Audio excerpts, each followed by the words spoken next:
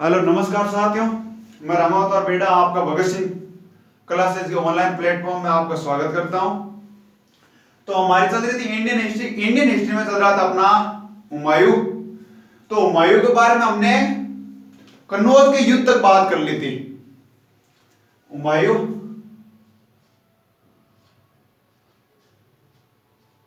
तो हुमायूं की नॉर्मल चर्चा हो गई थी, परिचय के बारे में युद्धों की चर्चा चल रही थी। तो कलिंजर का युद्ध कर लिया था, दोहरा का युद्ध कर लिया था। कलिंजर का दौरा किया, चुनार को घेरा, यानी चुनार के घेरे की बात कर ली थी। फिर गुजरात पहुंचा, गुजरात के युद्ध, गुजरात के बहादुर शाह से संघर्ष हुआ था, उसके बारे में बात कर ली थी। फिर होता है चौसा, कन्नौज को हार कर ईरान पहुंचा।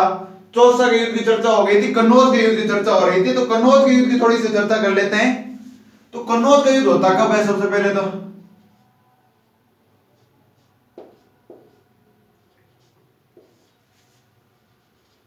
एक तो अपने को चाहे कन्नौज का युद्ध दे या बिलग्राम का युद्ध दे, अपने को कंफ्यूजन नहीं होना, एक ही चीज है, कन्नौज या बिलग्राम का युद्ध। तो ये कब होता है? तो 1539 में चौसा का युद्ध हुआ था, तो 1540 में होगा, 1540 ईस्वी में। किस किस के? हुमायूं वर्सेज शेर शाह के मध्य। क्यों शेर शाह क्यों लिखा, शेर खान क्यों नहीं लिखा? क्योंकि चौसा का युद्ध जीतने के बाद में शेर खान ने शेर शाह की उपाधि धारण कर ली थी, इसलिए शेर शाह हो गया। जीतता कौन है? तो शेर शाह जीतता है, ठीक है। इधर में हुमायूं की तरफ से हिंदाल और अस्कनी इसके भाई थे ना, हुमायूं के, वो इसके साथ लड़े थे। हुमायूं के साथ हुमायूं, हिंदाल और अस्कनी तीनों लड़े थे। क्योंकि चौसा के युद्ध में पूरी तरह हारा था ना, तो इनके भाइयों को पता चल गया था कि कोई अफगान है ऐसा जो अपने भाई को हरा रहा है, और हरा क्या रहा है, जबरदस्त पीट रहा है, भाई को भगा रहा है। तो इसलिए वो हिंदाल और अस्कनी भी अपनी सेना लेकर पहुंच गए थे। क्योंकि हुमायूं की सेना तो वहां पर तेजनेस हो गई थी कर्मनाशा नदी के किनारे बाढ़ से, तो इसलिए हिंदाल और अस्कनी अपनी सेना लेकर पहुंचे। फिर भी शेरशाह इसमें जीत गया, शेरशाह इसमें जीत गया। तो कन्नौज का युद्ध हो गया। फिर क्या होता है? ईरान चला जाता है। फिर होता है मच्छीवाड़ा से सिर पर हिंद लेकर लौटा, तो फिर होता है मच्छीवाड़ा का युद्ध, मच्छीवाड़ा का युद्ध।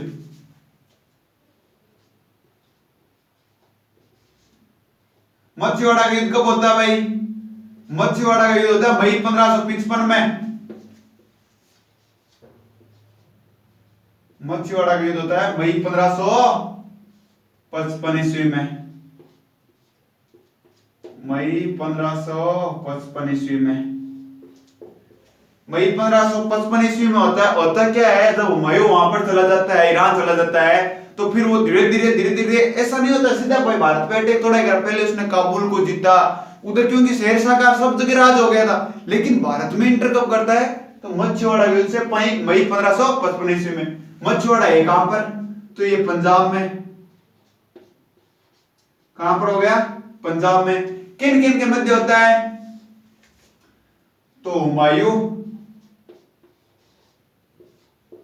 वर्सेज अफगान। अब इसमें ध्यान रखने वाली बात है, बहुत इंपॉर्टेंट चीज ये हो जाती है कि हुमायूं की तरफ से सेनापति कौन था? तो हुमायूं की तरफ से सेनापति था बैरम खां। कौन था?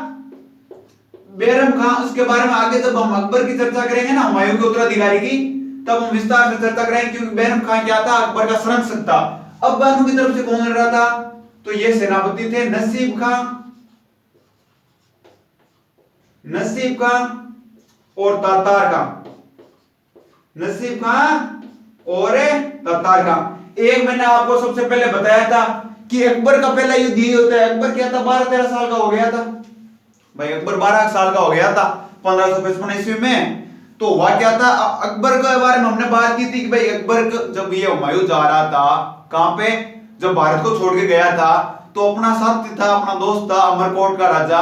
तो उस अमरकोट के राजा के पास हमीदा बानो बेगम जो हुमायूं की पत्नी थी, उसको छोड़कर जाता है वहां। क्यों छोड़कर जाता है? क्योंकि वो उस टाइम क्या थी? गर्भवती थी। तो ये उससे रिक्वेस्ट करता है, किससे? अमरकोट के राजा से, कि भाई मैं तो कैसे जैसे काट लूंगा जिंदगी, या मैं आगे चला जाऊंगा, या सेना रिफॉर्म करता हूं, मैं वापस कोशिश करता हूं, लेकिन आप क्या करो, ये मैं तो यहां से निकलता हूं क्योंकि मेरे पीछे तो अफगान सेना है, और आप ऐसा करो कि मेरी पत्नी को यहां पर रख लीजिए क्योंकि ये गर्भवती है, तो इसलिए ये मेरे साथ जा नहीं पाएगी। तो फिर वो वहां पर रुक जाती है। तो देख लो कब छोड़ के जाता है, 1542 ईस्वी में। वापिस कब आता है, 1555 ईस्वी में। 1543 में क्या हो जाता है, अकबर का जन्म हो जाता है। कहां पर होता है, अकबर के जन्म के बारे में पूछ लिया जाता है। अकबर का जन्म हुआ था अमरकोट के महल में, अमरकोट के महल में, तो वहां पे होता है। तो 43 से 55 लगभग 12 साल का हो गया था। इधर पता चल गया था कि तेरे अहमदाबाद बेगम ने बता दिया था कि तेरे पापा आ रहे हैं, मछुआड़ा में युद्ध कर रहे हैं, युद्ध के लिए आ रहे हैं, अफगान सेना से युद्ध करेंगे। तो इधर ये अकबर भी खुश हो गए कि पापा आ रहे हैं। पापा का तकरामा वहां चला गया मछुआड़ा के युद्ध में, और इस युद्ध में अकबर ने भाग लिया था। तो अकबर का पहला युद्ध लिख दूं, कोई प्रॉब्लम थोड़ी है भाई। अकबर ने सबसे पहले इसी युद्ध में भाग लिया था, अकबर का पहला युद्ध। तो इसमें क्या क्या हो गए इंपॉर्टेंट, मछुआड़ा युद्ध होता कहां, पंजाब में, मई 1555 ईस्वी में। किस किस के बीच, हुमायूं और औरंगजेब अफगानों के बीच में। हुमायूं की तरफ से सेनापति कौन था, तो बैरम खां। अफगानों की तरफ से नसीब खां और तातार खां। अकबर का पहला युद्ध था, ये ध्यान रखना अपने को। मछुआड़ा के बाद में कौन सा हुआ था, तो सरहिंद का युद्ध। मछुआड़ा में जीता कौन था, हुमायूं जीता था। उसके बाद में आता सरहिंद का युद्ध। सरहिंद का युद्ध हो जाता है 1555 में होता है सरहिंद का भी।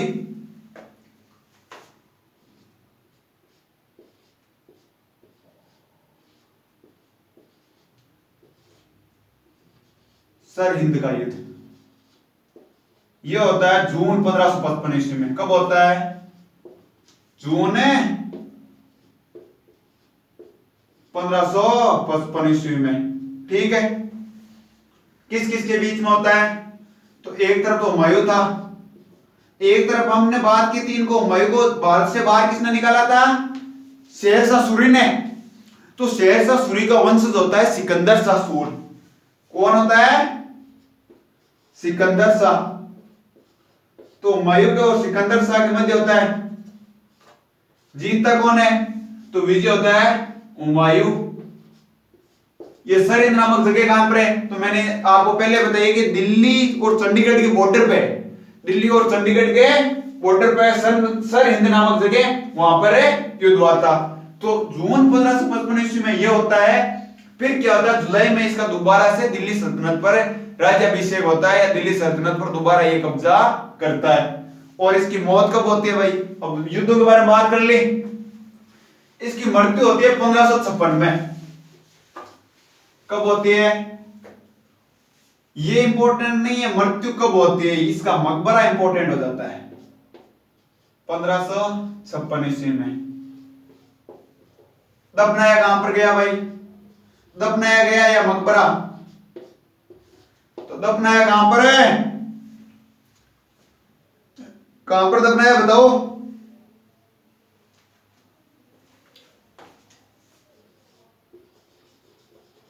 दिल्ली में। कहां पर है, दिल्ली में। और इसका मकबरा है, दिल्ली में मकबरा है, वो गोल गुंबद के रूप में इसका मकबरा है, गुंबद के रूप में मकबरा है, जो कि एक थोड़ा सा वो शैली वगैरह होती है ना, जैसे हम आगे पढ़ेंगे सासाराम में बिहार के मायने है शेरशाह सूरी का, जो कि बहुत ही अच्छा मकबरा है। उसी प्रकार ये बहुत ही अच्छा मकबरा बनाया गया था, लाल पत्थरों से बनाया हुआ, इसके लाल ताजमहल भी कहते हैं। तो हुमायूं का मकबरा कहां पर हो गया, मकबरा हो गया दिल्ली में। इस मकबरे को लाल ताजमहल भी कहते हैं, क्यों, क्योंकि ये लाल संगमरमर से बना हुआ है।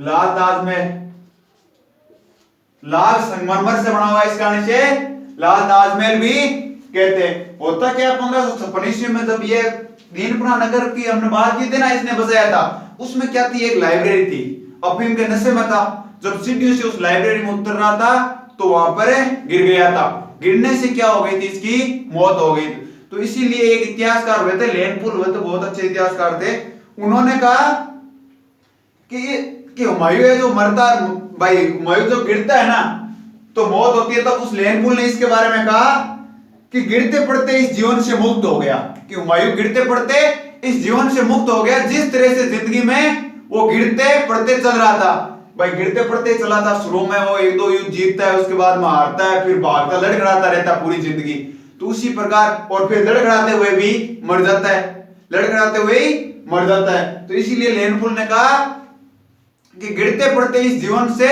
मुक्त हो गया, जैसे जिंदगी में वो गिरते पड़ते चल रहा था। तो यह होता अपना हुमायूं पूरा। तो हुमायूं के बारे में अपना हो गया। अब हम बात कर लेते हैं भाई, एक शेर शाह आया था, शेर खान था, उसके बारे में थोड़ी सी बात करते हैं। तो अब हुआ क्या था, शेर खान कब आया था, तो 1540 ईस्वी में आता है। 1540 से 1555 ईस्वी तक मुगल साम्राज्य ने राज नहीं किया, ये आप सभी जानते हो। 1540 में होता है कन्नौज या बिलग्राम का युद्ध, और 1555 में होता है सरहिंद का युद्ध। सरहिंद, इन दोनों युद्धों के बीच में का टाइम था, उसमें कौन सा साम्राज्य था, सूरी साम्राज्य, सूर साम्राज्य या सूरी साम्राज्य, एक ही बात है। ये क्या थे, तो ये अफगान थे। क्या थे, अफगान थे। 1540 से 1555 तक सूर साम्राज्य, अफगान, ठीक है, ये बात कर लिया आपने। तो आप मेरे को एक बात बताओ कि इससे पहले भी दिल्ली पर एक ऐसा वंश आया था जो अफगान थे। भाई एक ऐसा वंश था, पहले अफगान वंश था जिन्होंने दिल्ली सल्तनत पर राज किया था, ये दूसरा वंश आता है। तो पहला कौन सा था, तो हमने बात की थी लोधी वंश के बारे में। लोधी वंश भी क्या थे, अफगानी थे, उन्होंने क्या किया था, दिल्ली पर राज किया था। फिर दूसरा कौन सा आता है, तो सूर साम्राज्य आता है या सूरवंश आता है, जो कि अफगान होते हैं और दिल्ली पर राज करते हैं। ये आए कहां से थे, तो ये बिहार से आए थे। इसका संस्थापक कौन था, भाई दिल्ली में इसने किसने स्थापित किया, संस्थापक मतलब किसने स्थापना की वहां पर, तो शेर खान ने। किसने की, शेर खान ने। सीधा सीधा क्वेश्चन बन जाए यदि कि सूर साम्राज्य का संस्थापक कौन था, कौन था, शेर खान। अब क्या करेंगे, थोड़ी सी शेर खान के बारे में चर्चा कर लेते हैं कि शेर खान कौन था, क्या सिस्टम था शेर खान का, तो इसके बारे में थोड़ी सी चर्चा कर लेते हैं। शेर खान लिखूं या शेर शाह लिखूं, चलो शेर शाह के नाम से अच्छा रहेगा, शेर शाह आपको याद है तो शेर शाह लिख लेता हूं।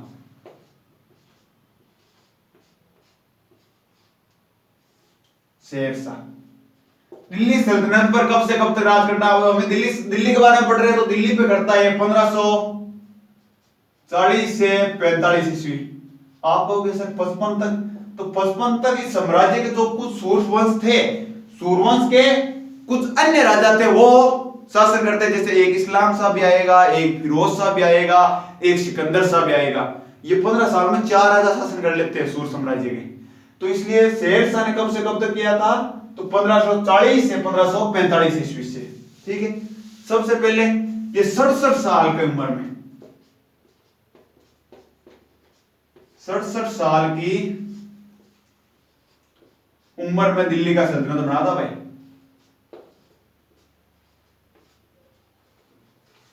उम्र में दिल्ली का राजा बना।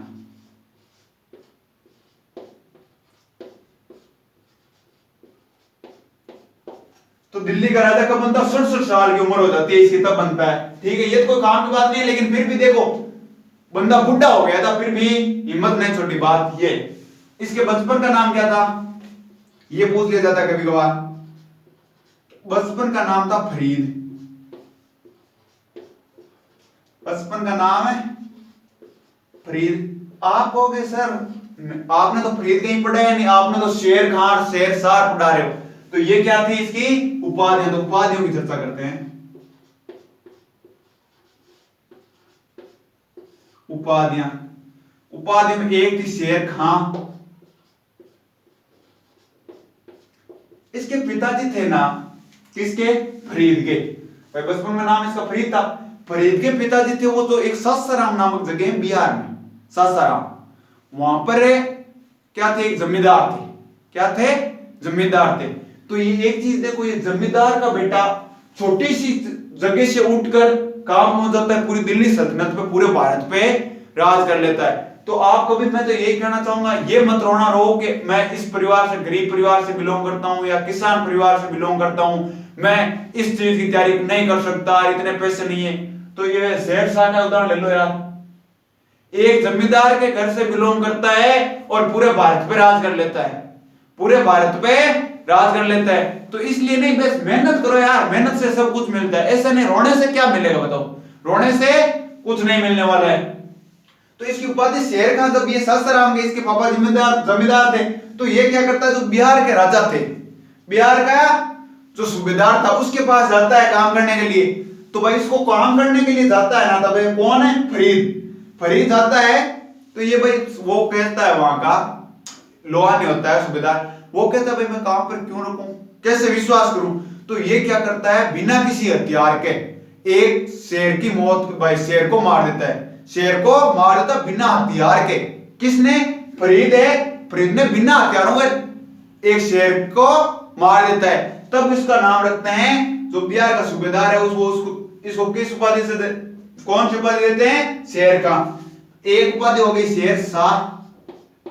तो ये हम चर्चा कर चुके हैं कि 1539 में चौसा का युद्ध हुआ था ना, 1539 में चौसा के युद्ध के बाद में ये शेरशाह की उपाधि धारण की थी, शेरशाह की उपाधि धारण की थी। ठीक है,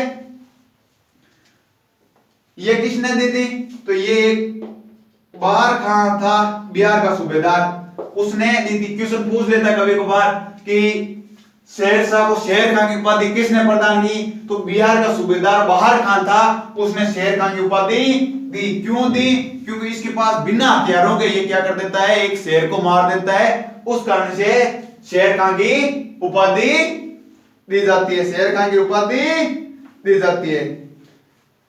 होता क्या है, इसका साम्राज्य है ना, जब ये भारत पे राज कर रहा होता है, भारत पे राज कर रहा होता है, तो ऊपर पूरा कहां से, हिमालय से, और नीचे बंगाल की खाड़ी तक, और इधर कन्नौज से लेकर इधर असम तक, यानी अभी लगभग पूरा भारत है ना कवर कर रखा था बंदे ने, इतने बड़े भारत पे राज कर चुका था। लेकिन जैसे ये कलिंजर है, राजस्थान है, ये बच रहे थे भाई, राजस्थान का क्षेत्र है ना वो बच रहा था, वो अभी भी राजपूतों के अंडर में था। राजस्थान का जो क्षेत्र है वो राजपूतों के अंडर में रहा है शुरू से, लास्ट तक राजपूतों के अंडर में रहता है वो, ज्यादातर वो भी उनकी मानते नहीं है भाई, अकबर की दीनता स्वीकार नहीं करते। तो अब बात करते हैं शेरशाह के कुछ जो युद्ध थे, तो युद्धों के बारे में। भाई शेरशाह के प्रमुख युद्ध कौन कौन थे भाई, भाई पहले तो छोटा आदमी था शेरशाह, कब, जब बिहार पे राज करता था, लेकिन भारत पे राज करने लग जाता तब तो बड़ा हो जाता है। तो इसके प्रमुख युद्ध कौन कौन से थे, प्रमुख युद्ध, एक होता चौसा का, जो हमने पढ़ लिया, चौसा ना, चौसा से पहले एक मैंने आपको कहा था चंदेरी का युद्ध। कौन सा, चंदेरी का युद्ध है, आपको याद है ना, चंदेरी का युद्ध कब हुआ था रे, याद है क्या चंदेरी का युद्ध, ट्रिक याद है या नहीं है, चलो एक बार चंदेरी के युद्ध से रिवाइज कर लेते हैं।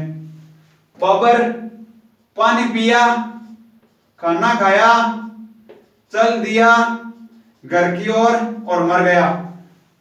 1526 में, 27 में, 28 में हुआ था चंदेरी का युद्ध।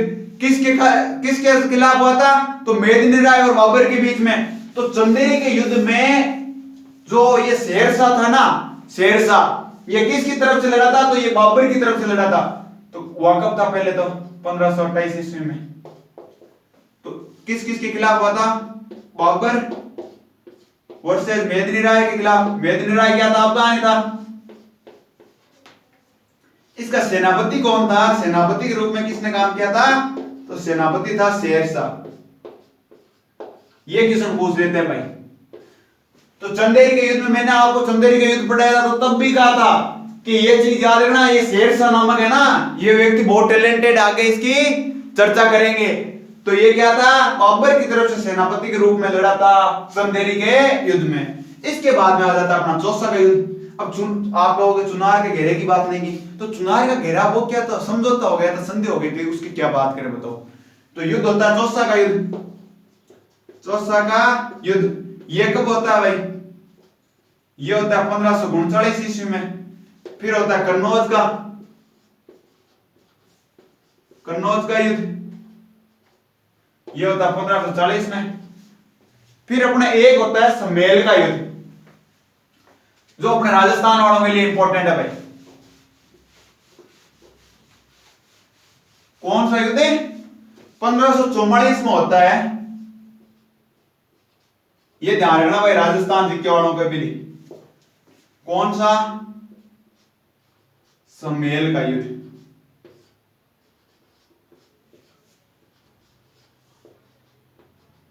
किसके साथ होता है भाई? एक तरफ तो अपना शेरशाह हो गया वर्सेस मारवाड़ के राजा थे महादेव।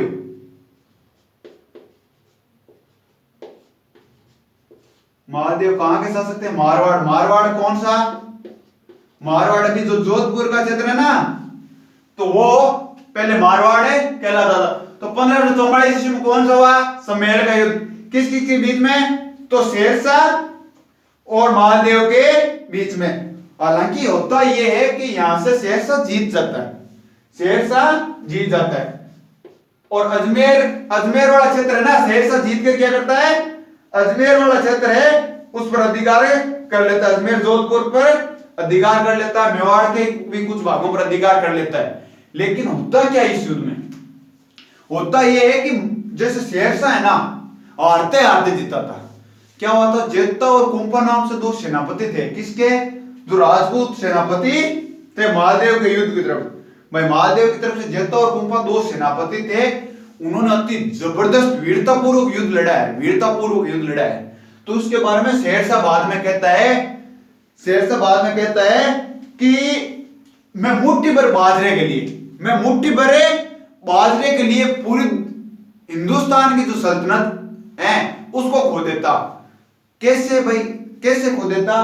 तो हुआ तो क्या था कि अजमेर पर अधिकार करना था इसको, अजमेर और जोधपुर पे। भाई अधिकार तो अजमेर और जोधपुर पे ही करता है। और पूरा दिल्ली भाई पूरे भारत का शासक था, केवल अजमेर। भाई ये इधर राजस्थान वाले इलाके का नहीं था। भाई मेवाड़ है, मारवाड़, राजस्थान में बहुत कम इलाका था जो इसके अंडर में था। तो होता क्या है कि भाई इसके लिए ये क्या करता है, इतने से इलाके के लिए ये मारवाड़ के शासक से युद्ध करता है। और मारवाड़ के शासक साथ इतना भयंकर युद्ध होता है कि ये हारते हारते बचता है, हारते हारते बचता है। इसलिए कहता है, ये शेरशाह कहता है कि मैं मुट्ठी भर बाजरे के लिए पूरे भारत की सल्तनत को देता है, या पूरे भारत का जो शासक था उस गद्दी को छोड़ना पड़ता। तो ये राजस्थान वालों की बहादुरी थी। इसमें दो जेता और कुंपा का थोड़ा सा नाम याद रखना। जेता और कुंपा है वो वीरतापूर्वक संघर्ष किया था, उन्होंने वीरतापूर्वक संघर्ष किया था। फिर क्या होता है? 1545 ईस्वी आता है। 1544 में कौन सा युद्ध होता है? समेल का युद्ध। किस किस के? शेरशाह और महादेव के बीच में। महादेव कहां के शासक थे? मारवाड़ के। अब थोड़ा सा इसमें एक ये चीज है ना, ये मैं बताई ना कि शेरशाह ने कहा था कि मुट्ठी भर बाजरे के लिए मैं हिंदुस्तान की सल्तनत खो देता, हिंदुस्तान की सल्तनत खो देता। तो ये चीज ध्यान में रखनी है भाई, ये शब्द है ना, ये ध्यान में रखना है। तो सीधा क्वेश्चन ऐसे आएगा कि शेरशाह ने किस युद्ध के बारे में ऐसा कहा था कि मैं मुट्ठी भर बाजरे के लिए पूरे हिंदुस्तान की सल्तनत खो देता, पूरे हिंदुस्तान की सल्तनत खो देता। तो समेल का युद्ध या मारवाड़ का युद्ध, इसमें दोनों नाम ही दिए हो सकते हैं, समेल का युद्ध या मारवाड़ का युद्ध। तो ये ध्यान रखना कब हुआ था? तो 1544 ईस्वी में हुआ था, शेरशाह और महादेव के बीच में हुआ था। ये ध्यान रखना, राजस्थान जीके के लिए बहुत ज्यादा इंपॉर्टेंट है। इसे क्वेश्चन इंडिया जीके के लिए शेरशाह शुरू से, यदि इंडिया जीके जिसमें इंडियन इतिहास है, इंडियन मिडाइवल हिस्ट्री है, और उसमें हो ही नहीं सकता कि शेरशाह से क्वेश्चन नहीं पूछा जाएगा। एक ना एक तो क्वेश्चन पूछा जाएगा, क्योंकि इसने आर्थिक सुधार किए थे बहुत ज्यादा। तो या आर्थिक सुधारों से क्वेश्चन हो सकता है, या इसके परिचय से हो सकता है, या इसके युद्धों से हो सकता है। फिर एक इसका होता है 1545 में कलिंजर का युद्ध, जो कि इसका लास्ट युद्ध था 1545 में कलिंजर का। कलिंजर पर आक्रमण करता है, कलिंजर का युद्ध। तो सबसे पहले तो सवाल आता है कलिंजर का राजा कौन था? तो इसका राजा था कीरत सिंह, कीरत सिंह। कलिंजर का आक्रमण हमने पहले भी पढ़ा था, हुमायूं ने भी किया था। कब किया था? 1531 ईस्वी में कलिंजर का दौरा किया, चुनार को घेरा, गुजरात पहुंचा। तो कलिंजर का दौरा कब गया था? तो उसने 1531 में। उस टाइम शासक कौन था? प्रताप रुद्रदेव। अब उसका वंशज होता है कीरत सिंह। कीरत सिंह के साथ युद्ध करता है। तो ये क्या कर रहा होता है, कलिंजर का जो किला है उसके बाहर की तरफ घेरा डाल ले, बाहर की तरफ सेना रुकी हुई होती है। ये क्या करता है कि तोप से क्या करता है, वो चाहता है कि उस किले का गेट है वो उड़ा दूं। किले का गेट है, वही शेरशाह चाहता है कि मैं उस तोप से उस किले का गेट उड़ा दूं। तो वो क्या करता है, तोप चलाता है, उस किले की दीवार पे वो तोप लगकर वापस आ जाती है। किस तरफ? शेरशाह की तरफ। तो उस तोप की वजह से शेरशाह की मौत हो जाती है। उस तोप वो बम है वो वापड़ ने फट के शेरशाह के पास में आकर फटता है, तो उससे क्या हो जाता है, शेरशाह की मौत हो जाती है। तो इसमें ये किसके साथ हुआ था? तो कीरत सिंह और शेरशाह, और इसी में शेरशाह की मौत हुई थी भाई, इसी युद्ध में शेरशाह की मृत्यु। तो पूछ लिया जाता कभी कभार शेरशाह की मौत कौन से युद्ध में हुई? तो शेरशाह की मृत्यु हुई थी कलिंजर के युद्ध में। इसका मकबरा कहां पर है? तो मकबरा है सासाराम में। तो आप कहोगे ये सासाराम कहां पर है? तो ये सासाराम है बिहार में। सासाराम है बिहार में, ध्यान रखना भाई। इसका मकबरा 101% पूछा जाता है कि बस इसका ही मकबरा है जो बिहार में अकेला बंदा है। ये दिल्ली सल्तनत का एकमात्र शासक बनेगा। ये दिल्ली में बहुत से मिल जाएंगे, आगरा में मिल जाएंगे बहुत से लोगों का, लेकिन इसका सासाराम बिहार में मिलता है। किसका? शेरशाह सूरी का। ठीक है, तो यहां तक हो गई आज की चर्चा। इसके आर्थिक सुधारों वगैरह और बाकी कुछ योगदान है इसके, वो हम कल पढ़ेंगे। आज के लिए इतना ही। और अभी तक चैनल सब्सक्राइब नहीं किया, चैनल को सब्सक्राइब जरूर करें। वीडियो पसंद आ रहा है तो वीडियो को लाइक करें और अपने दोस्तों के साथ शेयर करना ना भूलें। जय हिंद, जय भारत।